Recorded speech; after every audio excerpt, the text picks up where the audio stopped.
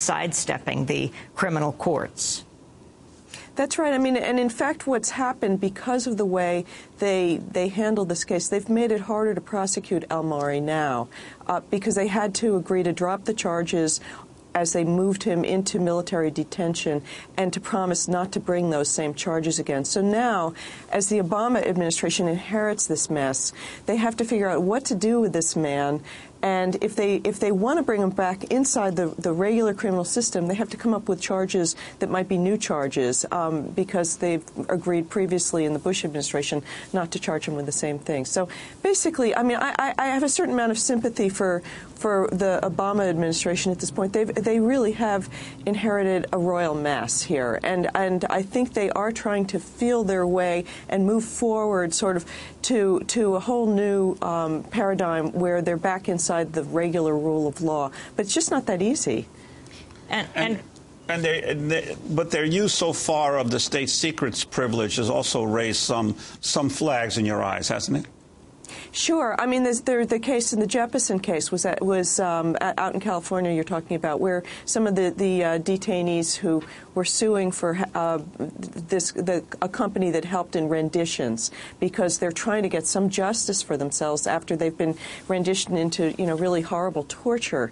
And surprisingly, the Obama administration took the same position the Bush administration did, which was that this case couldn't go forward because it would violate national security, and so they invoked state secrets in that case. I mean, there's been, all of us are watching this closely to sort of figure out where the Obama administration is. I think I'm probably more sympathetic to what they're doing than many of the critics have been, including even a piece recently in the New York Times. I mean, I think what they're trying to do is move forward in the right direction and not relitigate what happened in the past. I think the past has to be dealt with, personally. I think there needs to be some more accountability there, and I hope they move towards that situation. In that state secrets case, it's complicated. The problem is that what they're dealing with there is that the CIA worked with other countries, particularly Morocco in that case, I think. And the feeling was, if the CIA, if in an open court we begin to describe all the liaison relationships that the CIA has with other countries are not going to allow the CIA to operate with them. And they thought that there were it was a rotten position to be stuck in. And I think that's what you were looking at there. So I mean, it's worth criticizing, but I think it's also these questions that are left for them to defend are really awful. Jane Mayer, we're also joined by Glenn Greenwald. After a month in office, the Obama administration surprised many of its supporters by embracing key parts of the Bush administration's counterterrorism strategy. Obama's nominee for Solicitor General, Anna Kagan, has publicly endorsed Bush's policy of indefinitely detaining suspected al-Qaeda members regardless of where they're captured. And CIA Director Leon Panetta has said the CIA might continue its extraordinary rendition program. The Obama administration has used the state secrets doctrine, as you were saying, Jane, to urge a federal judge to toss out a lawsuit by former CIA detainees and to prevent a federal court from reviewing the Bush administration's warrantless spying program. To discuss this, we're joined by Glenn Greenwald, constitutional law attorney and political and legal blogger for Salon.com, author of 3 books, his latest, Great American Hypocrites, Toppling the Big Myths of Republican Politics. He's joining us by video chat from his home in Brazil. We hope the audio is good enough. Hi, Glenn. I don't know if you've heard Jane Mayer speaking, but talking about the issue of state secrets, can you talk about your concerns? Well, I think the biggest concern is not so much that the Obama administration thought there might be legitimate secrets to protect in this case, whether it's specific rendition agreements with Morocco, as Jane alluded to. The problem is that there are 2 ways to use the state secrets privilege. One is the traditional way that had been used since before the Bush administration, since 1953, which is to assert on a document-by-document basis that specific pieces of information are too classified and too secret to be allowed to be used in a judicial proceeding, and therefore they ought to be deemed privileged the way that, say, attorney-client documents are, or doctor-patient communications administrations are very specific and focused assertions of privilege over a specific document. I don't think anybody, the ACLU or civil libertarians, have a problem with the assertion of privilege when it's used in that way.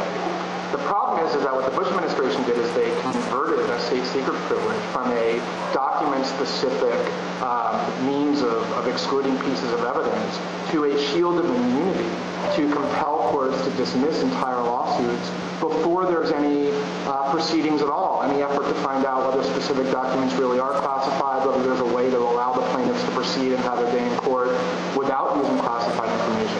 That's been the controversy over the use of the privilege as a shield of immunity to protect the president from judicial accountability, and it's the Obama administration's embrace of that theory, of that use of the privilege as a weapon, that has been so disturbing. Had they really been concerned about specific agreements with Morocco, they could have simply said, well, send the case back to the district court, and with regard to specific documents, we will assert the privilege over them. That's not what they did.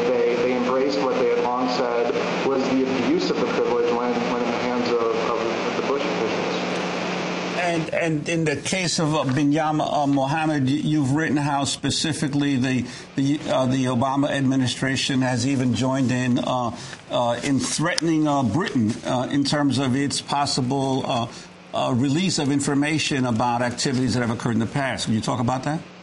Yeah, that might actually be the most disturbing episode yet. I mean, the British government has acknowledged that it has in its possession what it calls exculpatory evidence with regard to Mohammed, namely information that it obtained from the CIA that the confessions on which the Bush administration previously was relying to prosecute Mohammed in the military commission were confessions that were obtained by very brutal torture, not waterboarding, not forced nudity or hypothermia, but hardcore, violent, brutal torture, including things like having his genitals sliced and being severely beaten and threatened at gunpoint.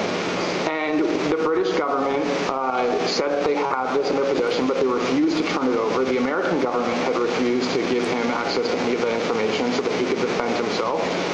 And so Mohammed went to a British court, and the British court said that he's absolutely entitled to these documents, that international law and British common law do not allow countries to conceal evidence of torture and to send somebody into a military commission where the death penalty might be imposed and conceal documents that they might use to defend themselves.